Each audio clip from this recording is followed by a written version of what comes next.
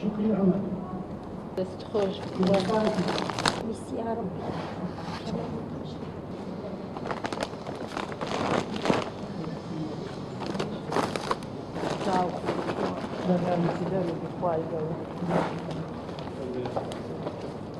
وەک ئەنجومەنی سۆرانی کۆمەڵی ئیسلامی لە پرۆژەی بێنازان باوکاری خێرخوازان توانیمان بە بۆنی هاتیمانجی ڕەمەزانی پیرۆز کەلوپەل و ئازوقە و خواردەمەنی دابین کەین بۆ 55 ماڵی داکێتیم و خاوەن مناڵی بێباوک.